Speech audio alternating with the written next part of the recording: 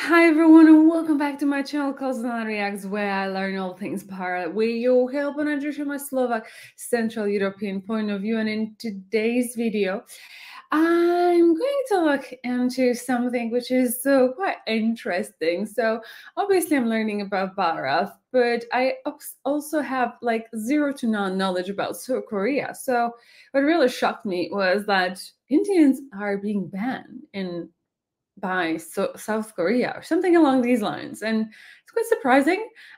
So I'm just very curious because obviously it's like it's an economy as well and betting in another economy.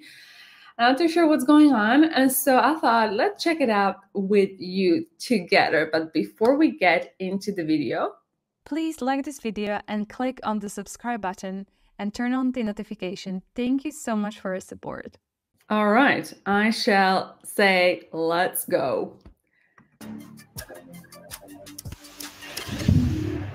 आज का video अगर आपने and तक देख लिया तो आई कैन गारंटी यू अगर आपको के फीवर हुआ है तो वो ऑन द स्पॉट उतर जाएगा। इंडियंस नॉट अलाउड, ऐसे बैनर्स सोल के ऑलमोस्ट हर क्लब्स के बाहर लगे हुए हैं। इस्लाम एंड हिंदूज आउट, ऐसे बैनर्स स्पेसिफिकली कोरिया के दाइगू सिटी में काफी कॉमन है। ओह माय गॉड, ये क्या है? इस्लाम आउट, हिंदू भी लिखा है इसमें।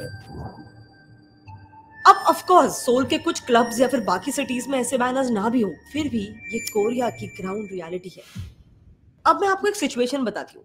सोचो अगर आप कपड़े खरीदने जाते हो और दुकान में जाते ही जैसे ही आप कपड़े को छूते हो तभी ही वो दुकानदार तुरंत उठ के अपने कपड़ों को साफ करने लग जाता है, आपको कैसा लगेगा? वेल, कोरिया में इंडियंस के साथ ऐसा कई बार हो चुका है। Have you ever faced any form or type of racism or discrimination while living in Korea? When we go for shopping, when we look at the dresses and all, then they'll be like, they come very fast, like they'll be sitting and relaxing. They just come dash out and they're like, dust it.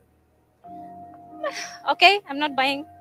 In fact Indians ही क्या, South Korea में 10 में से 7 foreigners का ये कहना है कि उनके साथ साउथ कोरिया में कभी ना कभी रेसिज्म जरूर हुआ है। एक्चुअली बात ऐसी है कि ब्रिटिशर्स के बाद अब साउथ कोरियंस इंडियंस को अनटचेबल और इंफीरियर मानने लग गए। सेम कॉलोनियल हिस्टोरिक बैकग्राउंड और हमसे भी छोटी इकोनॉमी होने के बाद भी जानते हो कोरियंस हमें क्यों हेट करते हैं? वेल, सिर्फ 2 ऐसे बहुत ही सुपरफिशियल रीजंस की वजह से जिसे सुनकर आपको लगेगा कि कोरियंस की सोच, इतने एजुकेटेड कंट्री की सोच इतनी छोटी कैसे हो सकती है।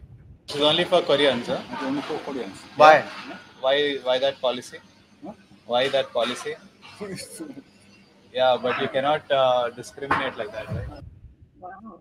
Only for Koreans, no Indians। ये मंजर कहीं और का नहीं बल्कि हमारे ही देश का है, जहां हम इंडियंस को ही रेस्टोरेंट्स में आना मना है।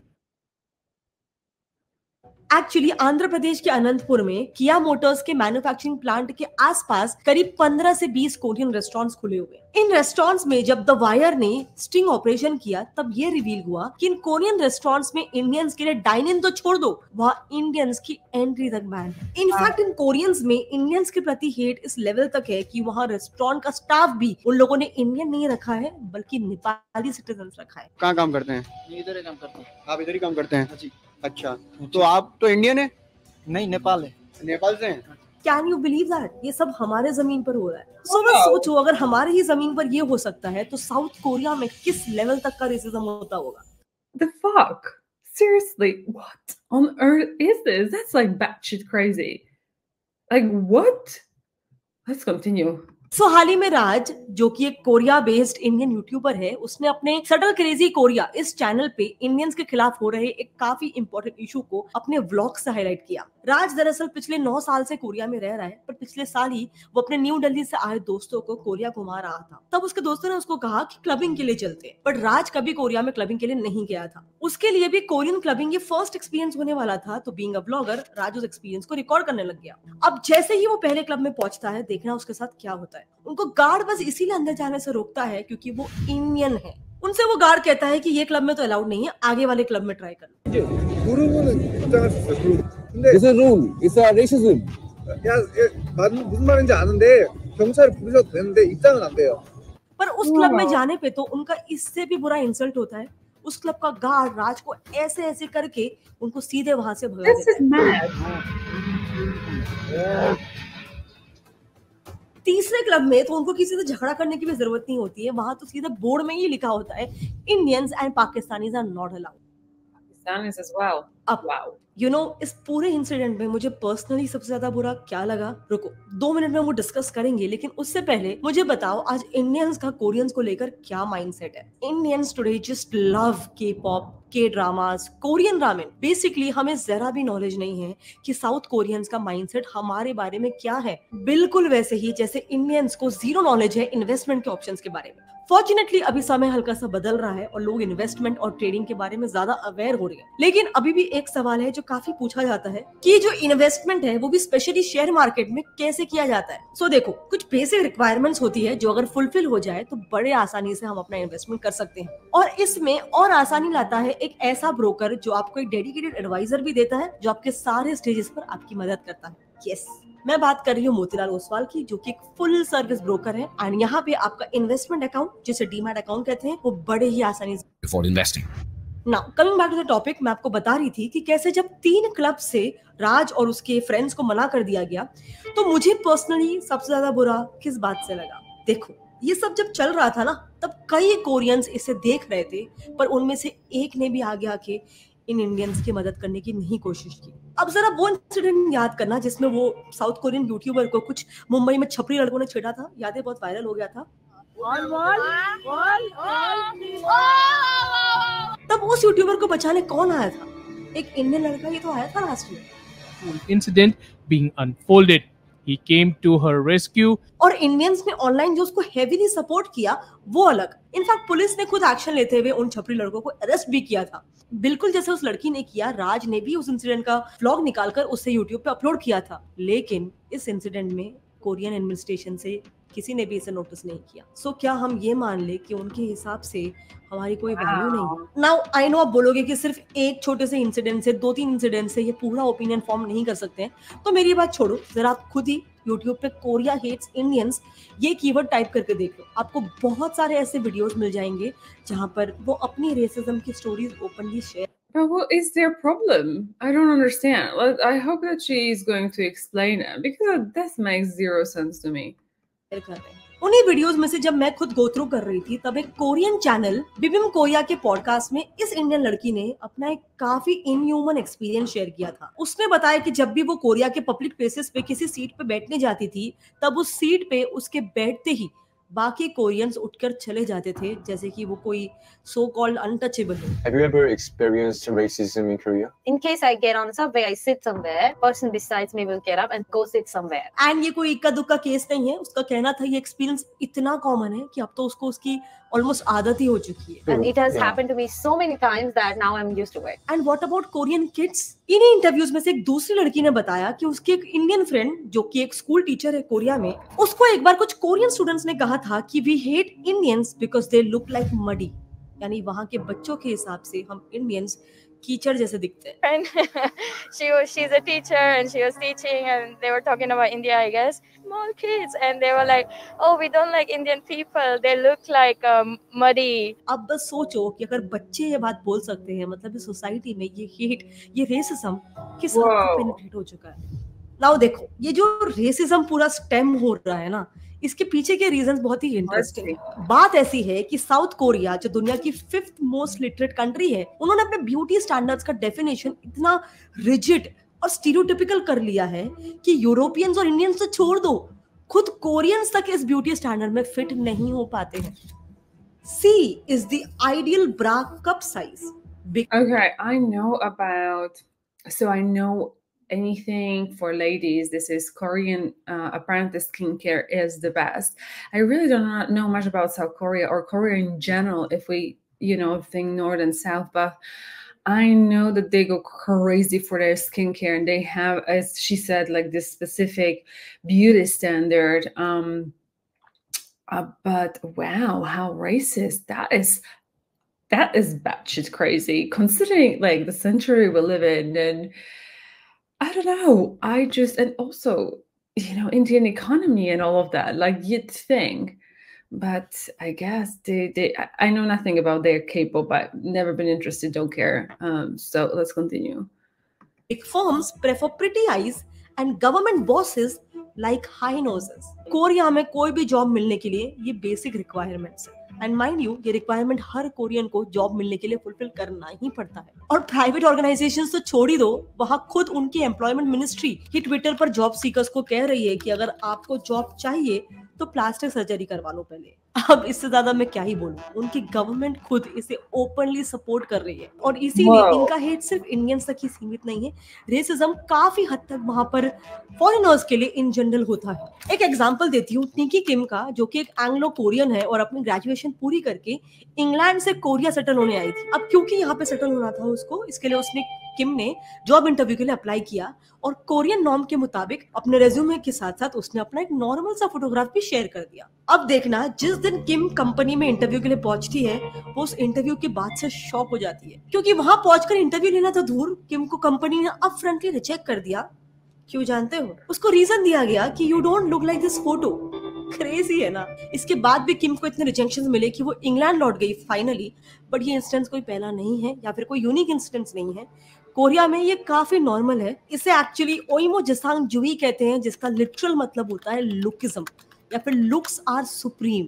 बेसिकली जैसे इंडिया में आपको सिर्फ रेज्यूमे देना होता है, लेकिन कोरिया में रेज्यूमे के साथ कैंडिडेट के लुक्स काफी मैटर करते हैं। और ऐसा वहां एक या दो कंपनीज में नहीं, एक सर्वे जिसमें कोरिया के 900 बिजनेसेस को सर्वे किया गया था, इसमें by the way government offices भी इंक्लूडेड है। उन 900 में से 60% बिजनेसेस में एप्लीकेंट्स को फोटो सबमिट करना मैंडेटरी था। और आगे चल के फिर कैंडिडेट का सिलेक्शन भी एक्चुअल लुक्स पे ही डिपेंड करता था। इसीलिए कोरियंस में आप देखोगे कि वो अपने ब्यूटी स्टैंडर्ड्स को लेकर इवन वेस्टर्न फॉरेनर्स को भी डिस्क्रिमिनेट करते हैं। और सिर्फ लुक्स और कलर के लिए नहीं, वहां पे लैंग्वेज और रीजन स्पेसिफिक भी डिस्क्रिमिनेशन होता है। Jesus.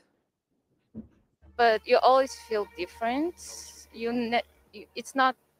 You're always a foreigner. I don't know if you know what I mean, but you don't 100% you don't fit in. अब ऐसा नहीं है कि उनकी सरकार ने ये डिस्क्रिमिनेशन रोकने के लिए कोई कोशिश नहीं की है पास्ट में, लेकिन प्रॉब्लम ये है कि जब भी वो ऐसा करने की कोशिश करते हैं तब उनकी सरकार ही खतरे में हो जाती है। एक्चुअली 2016 में भी एंटी डिस्क्रिमिनेशन बिल, ऐसा एक लॉ लाने की एक एमपी ने कोशिश की थी।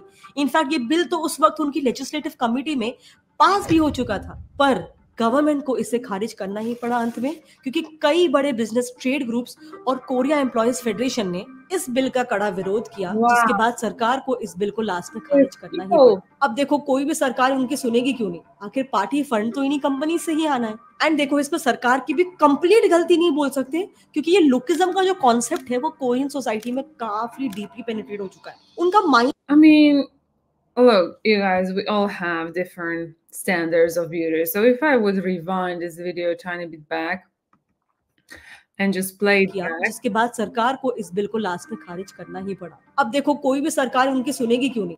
and let's just get back to their photos, and they honestly, wow, they feel so superior about looks. Like, look at those photos. I'm just going to, how can I just want to get to the photo of the band. Honestly, I don't see any good looking guy here. Any. That is just not my beauty standard. So, I mean, if they have different ones and according to them, we're not good looking at that, don't give a flying F, because none of these guys, and this one, you know, if I was to be outright savage, I can say it's extremely not good looking. Right? So, I mean, how, this just makes my blood boil. Like, how dare they? Like, I mean, what kind of values? Like, what is this society? Wow. I can't be more shocked. Like, they're not good looking. None of them. Sorry. Next. Concept है वो Korean society में काफी deeply penetrate हो चुका है। उनका mindset ही ऐसा हो गया है कि आप इसी बात से सोच लो, वहां बच्चों को सोचो ग्रेजुएशन गिफ्ट में क्या मिलता होगा, प्लास्टिक सर्जरी। यस, और ये बात मैं हवे में नहीं बोल रही हूँ, उनकी गवर्नमेंट मेडिकल टूरिज्म की वेबसाइट प्राउडली ये बात कहती है। एंड इन जनरल भी आप देखोगे तो बहुत सारे ऐसे वीडियोस है जहाँ पे कोरियंस खुद एक्सेप्ट करते हैं कि उनके कंट्री में लुकिज्म काफी ज्यादा कॉमन है। Lookism. Koreans madly care about their appearance. This is why Koreans take plastic surgery a lot. और अब जहाँ लुक्स इतना ज्यादा डिमांड में हो तो बेचने वाले थोड़ी ना चुप बैठने वाले हैं। इसलिए आप देखोगे वहाँ मेट्रो स्टेशन पे, बस के ऊपर, बिल्डिंग के छत पे, हर जगह पे आपको सिर्फ और सिर्फ प्लास्टिक सर्जरी के ही एड्स देखने मिलेंगे भर भर के। ना अब तक तो हम इन जनरल हेट की और रेसिज्म की बात कर रहे थे, पर इंडियंस के लिए तो स्पेसिफिकली इनका हेट नेक्स्ट लेवल है। अब ऐसा क्यों? इसके पीछे दो रीजंस है। तो जैसे मैंने बताया, कोरियंस काफी पढ़े लिखे हैं, उनकी लिटरेसी रेट 19.8% है, पर क्या फायदा, उनकी यूथ का अनएम्प्लॉयमेंट रेट जानते हो कितना है? अ वॉपिंग 20%, जिसमें एक्चुअली इनकी खुद की माइंडसेट का ही बहुत बड़ा रोल है। मतलब आप ही देखो, क्या इंडिया में, क्या यूएस में, क्या यूरोप में पढ़े लिखे लोग छोटे मोटे जॉब्स नहीं करते हैं? लेकिन this is not the case in Korea.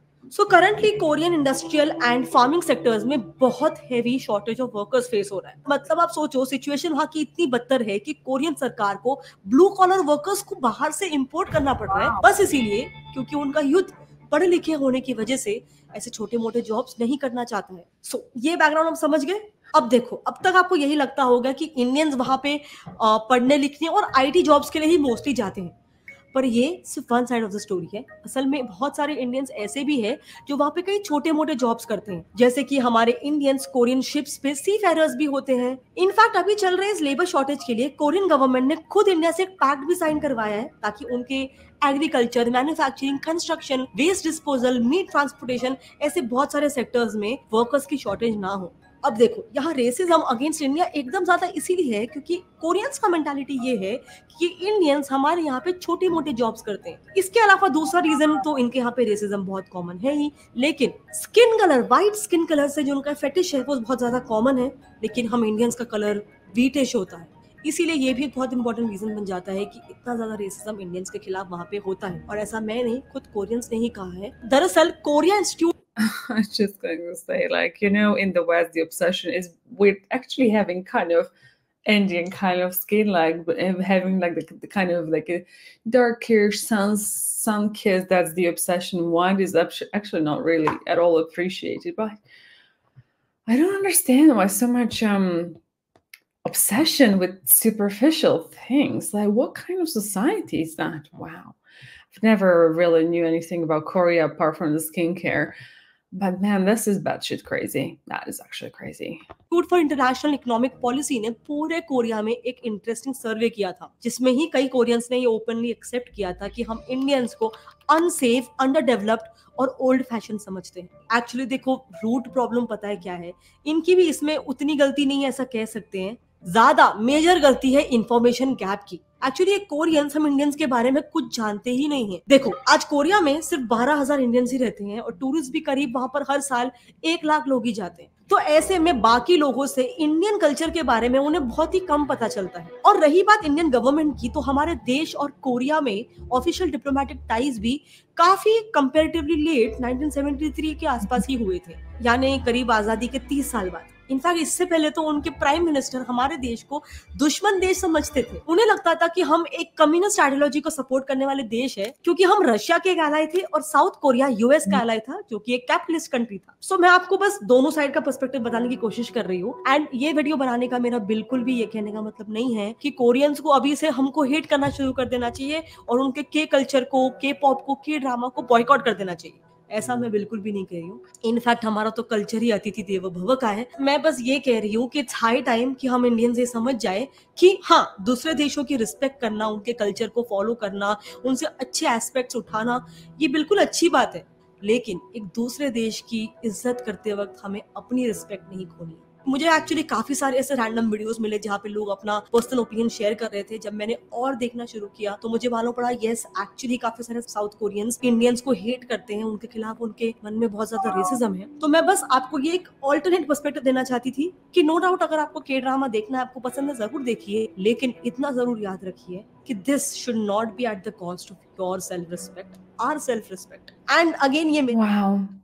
I don't even know what to say, you guys. I think you heard my opinion during the video. I'm shocked. I cannot. I've never looked into South Korea. I don't follow K-pop. Not interested. Don't care. Their standards of beauty do not appeal to me. I mean, if they're so overtly racist against people, like, I can say that, you know what, all your standards of beauty are just ugly. Flat out, you know, don't care, because it feels like, no, I feel like I just feel so bad. I feel like now they're insulting my kinder nation, and I just wow, I mean, like, what kind of values do they have, these people? And I know that I'm coming across judgmental, and I actually preach myself like being non-judgmental, but wow, it really, really shocks me. And I mean, like I've mentioned to some of you guys, I've recently over Christmas actually read Ramayana, and even that book, like from, you know, like the oldest literature that is found there, just teaches good values, really. And I don't know how it did not land in South Korea. I wonder what it is about their society, because, you know, like usually, and you can apply it to companies as well, like everything and just comes from the top. So I'll give you an example, and I think that's is just very interesting when you think about it, because that was my theory before. And last year I've been to a conference where I actually met with one of the ex-Slido people. So I don't know if you guys know Slido. It's like the QR code. You can write at work. You can just like anonymously use it for your questions. So actually it's a Slovak company, by the way. Majority of business done out of Slovakia, and it's really widely popular in the West. I'm not too sure if you guys know about it, but it's just a very good survey tool. And basically I caught up, I set up a meeting with a guy. After that he left, because there's a couple of founders when it comes to Slido, and he was one of them, and he left to start his own business. And he says that, you know, when it comes to Slido culture, it's all about like no one is bad, like, and that comes from the main guy, so from the CEO, and that just made the culture and how they approach people. So to me, it's when you have an organization, then you can apply it to a country, which is an organization of people as well. So I think it comes from the top. What was very surprising was there was a bill about like anti-racist, or maybe those people actually believe in the discrimination and being themselves superior, but they are aware of what's happening, let's say in the West, and, you know, like here where it's everything is about inclusivity and, you know, just being like respectful, and that is just so much pushed in the organizations right now. So I think that maybe because of that, they were trying to, you know, appear anti-discriminatory, but actually in their nature they are. We will perhaps never know, but I would have appreciated, or if any one of you, like, I would love to know, have you experienced that on yourself and know someone and what their experience was, and let me know, like, why do you actually really think, like, where do you see this coming from, that superiority and just this superficiality of things? It really shocks me, and I think that it must be so shocking for you, because you have a different also culture, which is about like being you know, a nice and kind and respectful person. I'm shocked. I'm just shocked, and I feel genuinely sorry, and I don't think anyone should experience racism in the first place, but it's so overtly done. Wow, like wow. I'm shocked. I'm really shocked, and I think with that I shall leave you. And if you did enjoy this video, please give a thumbs up, share, like, and subscribe to this channel, and I'll see you next one. Until then, please do take care. I'm sending so much love and protection over you guys, because this should not, like, no one should deal with anything of that sort. That's just batshit crazy. And I'll see you next one. You take care. Bye-bye.